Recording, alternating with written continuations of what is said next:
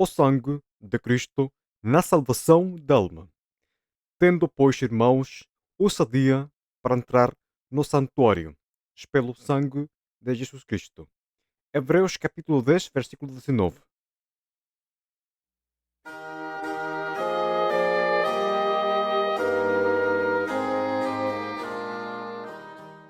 Estimado ouvinte, tenha você a corteza dos hoje. O meu nome é Juan Cepeda. Neste novo áudio, vou abordar um tema muito importante, da qual está diretamente ligado ao Evangelho da Salvação, sem a qual é impossível a salvação das almas. Pois, por meio deste elemento abençoado, é possível a remissão total dos pecados da alma. É dizer, uma lavagem integral total, desta maneira fazendo as pessoas ótimas para ser moradas do Espírito Santo de Deus. É depois da morte física seremos aceitadas a ficar na mesma presença do Pai nos céus.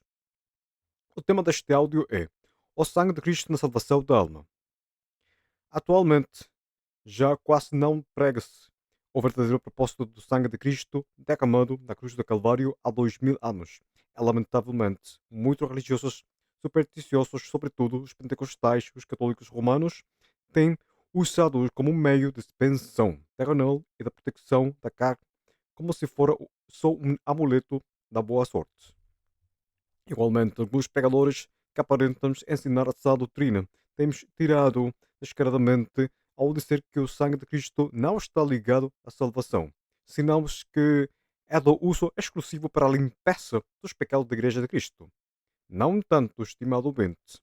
O Evangelho sem sangue é basicamente como um mar sem águas, pois se não há sangue derramado na cruz, simplesmente não pode haver salvação. Vamos começar. Os justos do Antigo Testamento, como Abraão, João, Isaac, Jacó, José, Moisés, Josué, Raab, o rei Saul, o rei David, os profetas, entre outros, ao morrer, não podiam ir direitos aos céus, a mesma presença do Pai, devido a que as suas almas ainda estavam imundas pelos seus pecados, pois o antigo sistema sacerdotal levítico não tinha o fim de limpar os pecados da alma, senão que por meio do sangue derramado dos animais ótimos para o sacrifício, o qual é uma figura semelhança de Cristo, pois só podia cobrir os pecados da carne, mas não lavava as almas dos pecados, como assinala a carta aos Hebreus capítulo 9, versículo 3. Não obstante, os antigos não foram salvos pelo sangue dos sacrifícios, nem muito menos pelas cinzas dos novilhos espalhadas aos elementos do tabernáculo da reunião, senão os que foram salvos pela fé, ou seja, crer com o coração que verá um Redentor no tempo de Deus.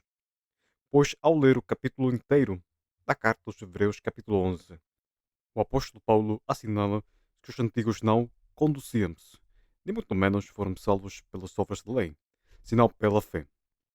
Por exemplo, a oferta de Abel foi aceita por Deus pela sua fé, pois ele cria no Redentor. Entanto, a oferta do seu irmão Caim não foi aceitável ao Senhor devido a que só foi oferecida pelas obras das suas mãos. Mas não havia fé nele. Pois bem, como disse Jeremias capítulo 10, versículo 17, Deus esquadrinha os corações dos homens é Deus, portanto, não ouviu nenhuma fé em Caim. Estimadamente, o sangue dos animais no antigo sacerdócio, segundo o ordem de Arão, não podia redimir aos antigos desde que foi estabelecido, senão que foi só uma figura das coisas por vir, é dizer, uma semelhança do verdadeiro sacerdócio de Jesus Cristo, segundo a ordem de Melquisedeque, a qual é capaz de redimir a alma. O apóstolo João, Apocalipse, capítulo 21, versículo 27, assinala que não vão entrar à cidade celestial nenhuma coisa imunda, ou que faça abominação é mentira, senão somente aos que estão escritos no livro da vida do Cordeiro. Estimado ouvinte, antes da morte do Senhor Jesus Cristo pelos pecados na cruz do Calvário, as almas salvas pela fé no Redentor, ou seja, fé nele, não podiam ascender direitos aos céus, pois as suas almas ainda estavam imundas pelo pecado, pois o Senhor sempre lembrava-se dos pecados da alma. Por isso, era necessário o contínuo sacrifício para cobrir os pecados da carne. Exporemos, estimado ouvinte, as almas salvas no Antigo Testamento tinham de vir a um lugar que se achava nos lugares mais profundos da Terra, conhecido geralmente como o Sheol ou Inferno. É por isto não quero que você mal interprete-me quando eu falo do inferno. Não quero dizer o lugar de tormentos onde as almas condenadas como seus pecados vão, senão que, geralmente, o inferno neste tempo consistia em dois lugares. Vamos, como mencionei, o lugar de tormento, o qual ainda existe, sendo um lugar à espera das almas condenadas para apresentar-se ao juízo ante o grande trono branco, e outro lugar, ou seja, de Abraão, o paraíso. O lugar da espera é de consolação enquanto se cumpre a promessa do Senhor do Redentor, ou conhecido também como o Messias, o qual veio é o Senhor Jesus Cristo, que derramou o seu sangue abençoado para redimir as almas que estavam no céu de Abraão, além de redimir as almas do tempo da graça.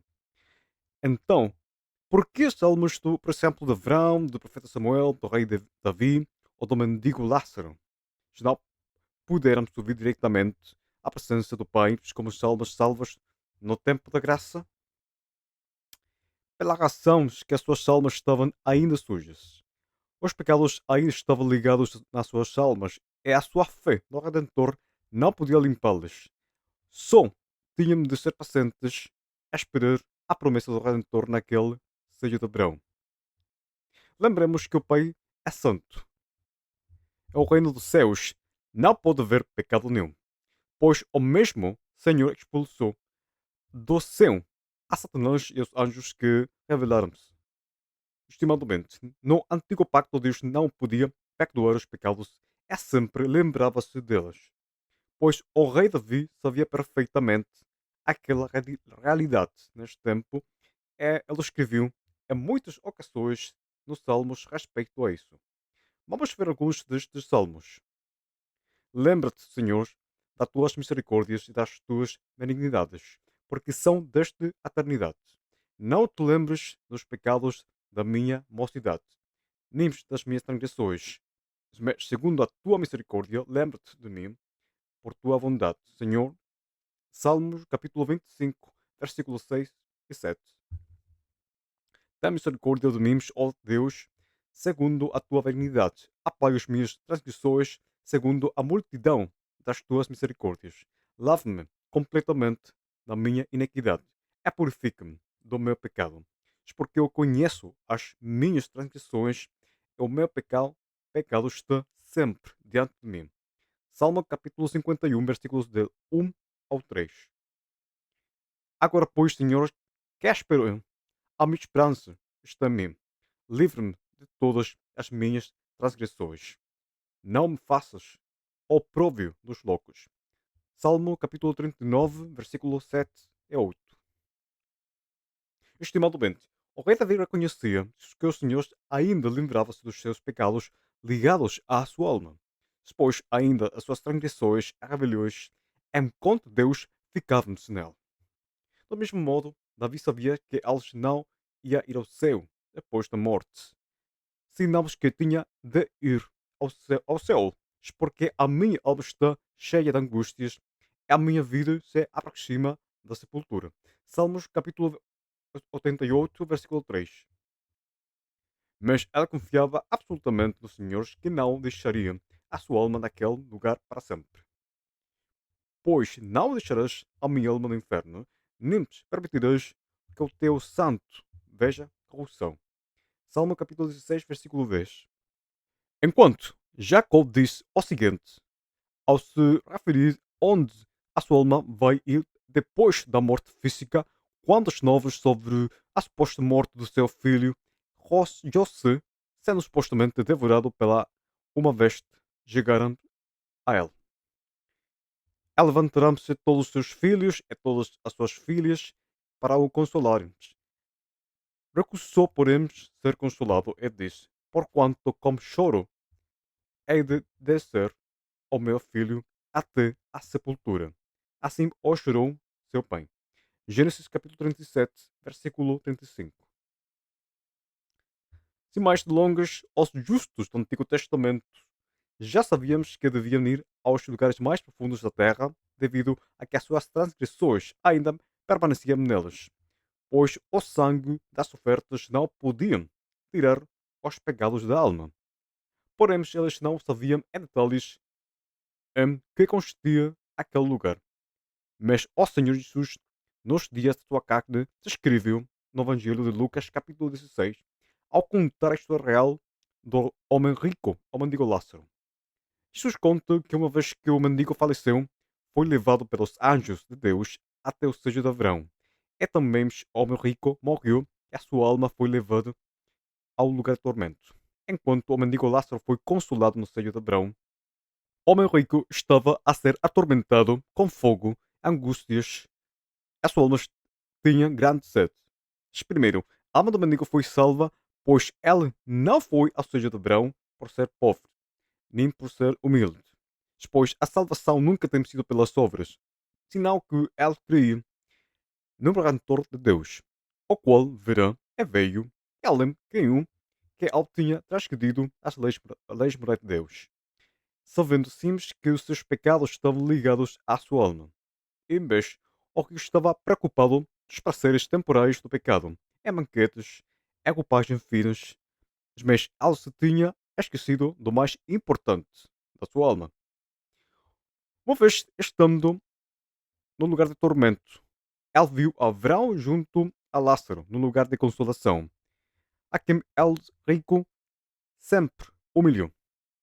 Agora rico peça misericórdia a Abraão, envia a Lázaro a que sacia a sua língua com a ponta do seu dedo na água.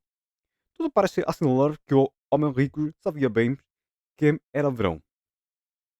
Igualmente, a alma do profeta Samuel, depois da morte física, não foi direita ao céu, senão que ao seja de Abraão. Em 1 de Samuel, capítulo 18, conta-nos que o rei Saul, tendo sido rejeitado pelo Senhor no reinado de Israel, foi até a uma mulher na região de Endor, uma adivinha. Um fato claramente abominável aos olhos de Deus, pois Saul estava desesperado por ter guiamento, porque o Espírito Santo tinha saído dele pela sua rebelião em contra de Deus. Sem mais longas, Saul pediu à mulher trazer ao profeta Samuel, que já tinha falecido. Não obstante, a adivinha ficou surpreendida ao ver a Samuel. Apareceu-lhes em direito. Ela diz a Saul o seguinte, dos versos 15 ao 19. Samuel disse a Saul: por que me inquietaste fazendo-me subir?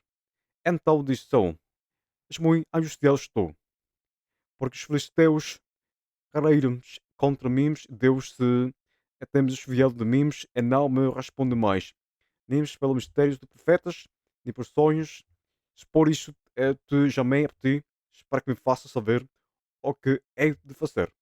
Então disse Samuel: porque depois me perguntas mim, visto que, ó Senhor, te temos desamparado e se tem feito teu inimigo. Porque o Senhor se tem feito para contigo, és como pela minha boca te diz. O Senhor tem rasgado o reino da tua mão, é o tens dado ao teu próximo. Davi. Como tu não deste ouvidos à voz do Senhor e não executaste ao fervor da sua ira contra Amaleque, por isso o Senhor te fez hoje isto. E o Senhor te entregará também a Israel contigo nas mãos dos filisteus. Amanhã tu e teus filhos estareis comigo. Eu arraio de Israel e o Senhor te entregará nas mãos dos filisteus. 1 Samuel capítulo 28, versículos 15 ao 19. Estimado ouvinte, ao profeta Samuel, que já tinha morto, a sua alma subiu até onde estavam reunidos a adivinha é Saul, pois, primeiro, aquele que apareceu-se foi Samuel, não foi um demônio que imitava ele, porque a palavra assinala o nome de Samuel duas vezes. Segundo, Samuel não estava no céu, senão nos lugares mais profundos da terra, ou seja, da verão, pois a mulher comenta a Saul que viu Deus subir da terra. Portanto, estimado ouvinte, salmos dos justos do Antigo Testamento não podiam subir à presença do Pai depois da morte, e igualmente não podiam ser selados com o Espírito Santo, como no tempo da graça de Deus. pois faltava algo muito importante: o sangue de Cristo derramado na cruz do Calvário. Então, qual é a função do sangue de Cristo? Pois, devido a que as almas salvas do Antigo Testamento não tinham sido redimidas ainda pelo sangue de Cristo Jesus, porque ainda o Senhor não morria, elas, portanto, nem podíamos ser selados pelo Espírito Santo, nem podiam ascender aos céus depois da morte física, porque as suas almas ainda tínhamos os pecados delas. As câmaras delas estavam ainda imundas. Nestas condições, o Espírito Santo não podia morar nelas, pois Deus não pode morar num lugar onde há pecado. Não obstante, o Senhor um dia, como o seu Espírito a certas pessoas do povo de Israel para algumas funções, como a Saul, Davi e os profetas, mas não podia fazer morada nelas. Bem dito pelo rei Davi na sua angústia: Não me lances fora da tua presença, e não retires de mim o teu Espírito Santo. Salmo capítulo 51, versículo 11. Por a sua vez, 1 Samuel capítulo 16, versículo 4 diz assim: o Espírito do Senhor se retirou de Saul, atormentava-o o espírito mau da parte do Senhor. Deste modo, estimado ouvinte, o Espírito Santo é Deus mesmo. Ele não vai morar num lugar onde há pecado, tal como foi o lugar santíssimo no Antigo Testamento, o qual achava-se no tabernáculo da reunião, pois nenhum israelita podia ter acesso ao lugar santíssimo devido a que estavam imundos só podiam aceder ao sumo sacerdote uma vez ao ano, tendo antes expiado os seus pecados por meio das ofertas de sangue, além os do povo. O lugar santíssimo era uma figura da santidade de Deus, o qual estava separado do lugar santo pelo um velo. Não tanto, estimado bente, aquele sangue de animais não fazia perfeito ao povo, mas porque era uma semelhança das coisas que tinham de vir. Pois Jeremias, no capítulo 31, profetiza que o Senhor estabelecerá um novo, muito melhor pacto do que o primeiro que estabeleceu como povo, uma vez que tirou-os da terra do Egito, sob o qual o Senhor mostrará a sua misericórdia às injustiças, e dos pecados e das iniquidades não vai lembrar-se jamais. O qual era um grande desejo de coração do rei Davi, manifestado no Salmo 25. Pois, eu repito, o antigo pacto só cobria as transgressões na carne, mas a mancha do pecado permanecia na alma. O abençoado sangue de Cristo é fundamental, estimado ouvinte, pois redime uma vez é para sempre a alma dos pecados, ou seja, que o sangue de Cristo produz uma lavagem total da alma. É tudo o que matava pela eternidade os pecados são expulsos, dos quais o Senhor nunca mais vai lembrar-se delas. Estimado ouvinte, vamos ler agora Hebreus capítulo 9, versículo 11 ao 28. Mas vindo Cristo, o sumo sacerdote dos bens futuros, mas por um maior e mais perfeito tabernáculo, não feito por mãos, isto é, não desta criação, nem por sangue de bodes e becerros, mas por seu próprio sangue, entrou uma vez no santuário, havendo efetuado uma eterna redenção. Porque se o sangue dos touros e bodes é a cinza, é de uma novilha aspergida sobre os imundos os santifica, quanto à purificação da carne. Quanto mais o sangue de Cristo, que pelo Espírito Eterno se ofereceu a si mesmo, imaculado a Deus, purificará as vossas consciências das obras mortas, para servirdes ao Deus vivo.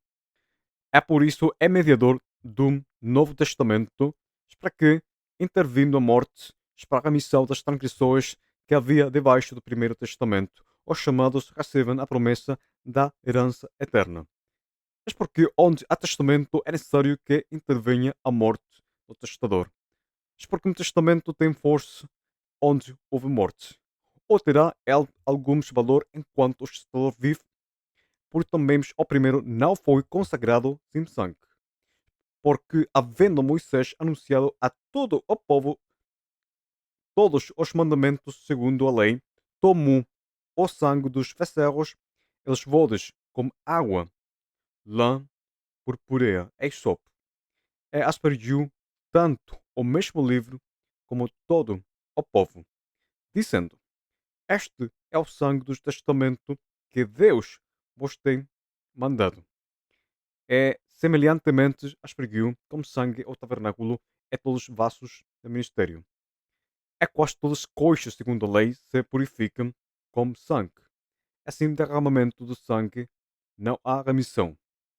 De sorte que era bem necessário que as figuras das coxas que estão no céu assim se purificasse, mas as próprias coxas celestiais como sacrifícios melhores do que estas. Porque isto não entrou num santuário feito por mãos, figura do verdadeiro. Exporemos no mesmo céus para agora compadecer por nós esperante à face de Deus. Nem também para assim mesmo se oferecer muitas vestes como o sumo sacerdote cada ano entra no santuário com sangue alheio. De outras maneiras, necessários lhe foram padecer muitas vestes desde a fundação do mundo, mas agora na consumação dos séculos, uma vez se manifestou para aniquilar o pecado pelo sacrifício de si mesmo. É como os homens estão ordenando morreremos, uma vez é vindo depois disso ao juízo. Assim também Cristo, oferecendo-se uma vez para levar os pecados de muitos, aparecerá segunda vez, sem pecado, aos que o esperam para a salvação. Estimado ouvinte, já desde os profetas se anunciava Cristo é o seu sacrifício na cruz, pois o Senhor tem mostrado a sua misericórdia por meio deste novo pacto, não só aos judeus, senão também a todo o mundo gentil. Pois bem, o Senhor comunicou o seu ao apóstolo Pedro numa visão no livro dos Atos, capítulo 10, o qual disse-lhe o que Deus limpou, que não o chame imundo, pois o Senhor derramou o seu abençoado sangue pelos pecados de todo o mundo. E Pedro, neste então, ainda pensava que a promessa era só para os judeus, é que os gentios não teriam parte nisto. Igualmente, na carta aos Hebreus, capítulo 9, Paulo tenta convencer os judeus que esse novo pacto é aquele do qual os profetas falaram, sendo cumprido em Cristo Jesus. É fácil uma ótima comparação entre o antigo pacto e o novo pacto em Cristo, expondo-lhes sobre a ineficácia do derramamento do sangue dos animais para a remissão dos pecados da alma e a eficácia daquela remissão dos pecados da alma pelo sangue de Cristo, que tira o pecado do mundo. No Salmo 89, versículos 26 ao 29, o rei Davi descreve bem o caráter eterno deste novo pacto de sangue. Ele me chamará, dizendo: Tu és meu Pai, meu Deus é a rocha da minha salvação. Também os fareis meu primogênito mais elevado do que os reis da terra. E a minha benignidade lhe conservareis é para sempre. A minha aliança lhe será firme. E conservarei para sempre a sua semente. E o seu trono como os dias do céu.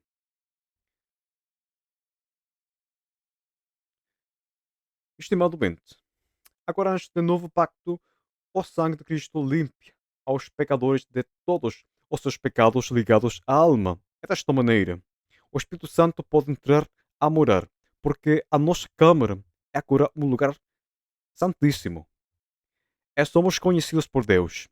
Já o nosso Pai Celestial tem-se esquecido de todos os pecados que estavam ligados à alma. É depois da morte física. As nossas almas não vão direitas ao seio de Abraão, como os justos antigos, senão que temos acesso direito ao Pai nos céus, pois estamos na mesmíssima santidade de Deus. Porém, para que a lavagem total da nossa alma seja feita efetiva, o pecador deve arrepender-se, é crer com fé no Evangelho da Salvação, é dizer, crê que Cristo morreu pelos nossos pecados, que foi sepultado e ao terceiro dia foi ressuscitado pelo Pai, segundo as Escrituras. Sem arrependimento é fé, não haverá lavagem de alma. Portanto, não haverá selamento do Espírito Santo. Portanto, não haverá salvação. Estimado ouvinte, lamentavelmente, nos últimos tempos, pessoas que costumavam pregar a sã doutrina têm levantado-se, esperemos, por ouvir ao inimigo não têm mantido a palavra de Deus corretamente. Pois elas têm argumentado que o sangue de Cristo não está ligado à salvação da alma, senão que é para uso exclusivo da igreja. Pois, segundo as suas falsas ensinanças, o sangue de Cristo limpa os pecados dos que já são salvos, não de todo o mundo. É isso claramente é uma terrível blasfémia. É claramente as pessoas têm se afastado da fé verdadeira, indo-se atrás de doutrinas de demônios. É pois o apóstolo Paulo avisa-nos em Colossenses capítulo 2, versículo 8, o seguinte: tendo cuidado para que ninguém vos faça pressa sua, por meio de filosofias e vãs sutilezas, segundo a tradição dos homens, segundo os rudimentos do mundo, e não segundo Cristo. Estimado ouvinte, estas pessoas têm estado a torcer as escrituras para apoiar a sua falsa doutrina da ineficácia do sangue de Cristo na salvação por meio de ditos enganosos, como o sangue pode-se ver, é se vê-se, então não pode haver fé. Ou que é alma por alma, ou seja, Cristo entrega a sua alma em favor da nossa alma, segundo a lei de Italião.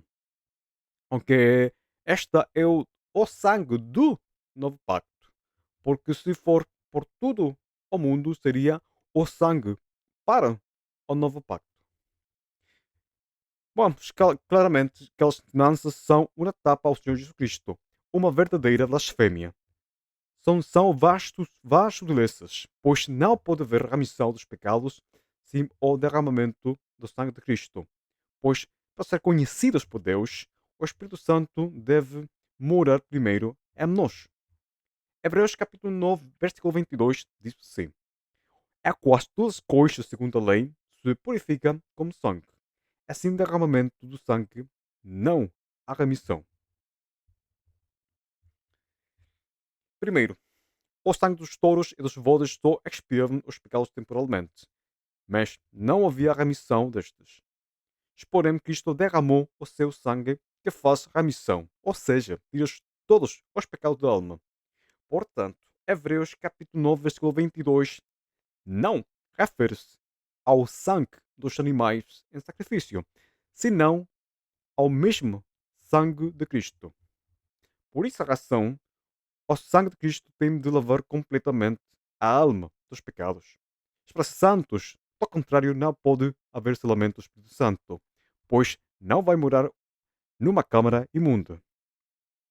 No Antigo Testamento não havia selamento do Espírito Santo nos crentes, porque as suas almas ainda estavam sujas pelo pecado. Ainda Cristo não tinha derramado o seu sangue. Então, senhores que ensinam esta horrível blasfémia, como pode a pessoa ser selada com o Espírito Santo se o sangue de Cristo é só para os salvos? E se o sangue não o salva, então por que almas antigos não foram direitas ao céu? É seu sangue é só para os salvos. Porque João Batista disse que Jesus é o Cordeiro de Deus que tira o pecado do mundo? Estimado ouvinte, vamos ver agora três passagens bíblicas que refutam absolutamente esta falsa ensinança do Evangelho. Sim, sangue. É pois, é um insisto, não pode haver selamento do Espírito Santo sem o sangue de Cristo. Assim, o Espírito Santo é impossível a salvação das pessoas. Vamos ler Marcos capítulo 16, versículo 15 a 16. Ela diz-lhes: ide por todo o mundo e pregai o Evangelho a toda criatura. Quem me crer e for batizado será salvo, mas quem não crer será condenado. Pois bem, Marcos diz: quem crer e for batizado será salvo. Claramente, não refere-se ao batismo nas águas, senão ao batismo do Espírito Santo. Portanto, não pode haver selamento do Espírito Santo sem o sangue, pois o abençoado sangue de Cristo purifica inteiramente a alma da pessoa para ser finalmente morada do Espírito Santo, pois Deus mesmo não vai morar num lugar imundo. Uma vez que acontece o lamento do Espírito Santo, a pessoa é salva. Desta maneira, é derribada a falsa ensinança do Evangelho sem sangue. Vamos ler agora, segundo de Tessalonicenses, capítulo 2, versículo 13. Mas devemos sempre dar graça a Deus por vós, irmãos amados do Senhor, por vós ter Deus elegido desde o princípio para a salvação, em santificação do Espírito é fé na verdade. Uma vez mais, estimado ouvinte, a eleição para a salvação não pode acontecer sem antes ser santificado pelo Espírito Santo de Deus. Pois quando a pessoa se arrepende e crê com fé no Evangelho, acontece uma remissão da alma daquele. Ou seja, o sangue de Cristo purifica inteiramente a alma dos pecados. Desta maneira, agora a sua câmara está limpa e pronta para receber o Espírito Santo de Deus para o glorioso dia da redenção. Após uma vez acontece o selamento ou o batismo do Espírito Santo, Deus escolhe aquele para a salvação, mas não antes. Outra vez, não pode haver salvação sem derramamento do sangue. Não pode haver salvação sem a remissão dos pecados da alma. Esta passagem nos prova que o Evangelho sem sangue é uma doutrina de demônios. Por último, vamos ler 1 de Pedro capítulo 3, versículo 21, que também como uma verdadeira figura agora vos salva. O batismo não do despojamento da imundícia da carne, mas da indagação de uma boa consciência para com Deus pela ressurreição de Cristo, de Jesus Cristo. Outra vez, o batismo que salva não é da água, senão o do Espírito Santo. É para que exista o batismo do Espírito Santo, tem de haver de antemão uma purificação total da alma. Então, senhores do Evangelho sem sangue, como pode ser que a alma redimida sem sangue? Como Deus vai salvar alguém se antes de ser selado com o Espírito Santo, vocês, senhores, estão a desprezar o sangue de Cristo e o seu perfeito sacerdócio? Pois, se o sangue de Cristo não há salvação, não há lavagem da alma para o Espírito Santo possa morar. Sem sangue, não podemos estar na santidade acima da qual ninguém verá ao Senhor.